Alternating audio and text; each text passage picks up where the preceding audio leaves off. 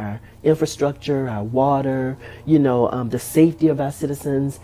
Can fire get there? Can we properly patrol that area? So I think we need to be, more concerned about a smart growth effort in the future. Now, what you have to realize is that a lot of the growth we're experiencing was already on the board. It just came to us to now be passed, but those properties were already purchased.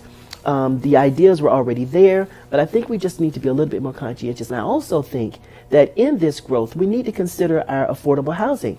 That's one of the priorities that the Commission has brought forward as being one of our number one. It's in the top 3. And I think we should challenge these new developers or old developers with a percentage of those buildings having affordable housing, as well as looking at those impact fees, because we're kind of the lowest, and we need to start increasing that so we can do more, for our city. Yeah.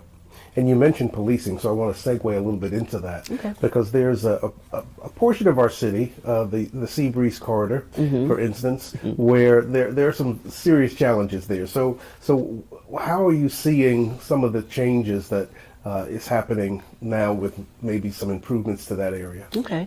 Well, I know that Commissioner Strickland and I believe the mayor as well made a contribution towards the lighting. I know that there has been a list brought forward on what businesses are going to have to do that are on Seabreeze in order to help us to police. They need to be more responsible themselves of the individuals they allow to come into their facilities, as well as staffing their parking lots and what have you. We've got to hold them more accountable. It's not once they leave your door that you're no longer responsible, because there are individuals that live in that area that are experiencing what these people are doing, and we need to be conscientious of that. Absolutely. It's a partnership between the city and that business. For if we didn't allow them to have the business, they wouldn't even be there. Correct. So they need to partner with us on making sure that it remains a safe area for even the ones that are attending, as well as the citizens that live in that area. You're so right. And safety is very important. And I think every city commissioner has like a pulse or a mood.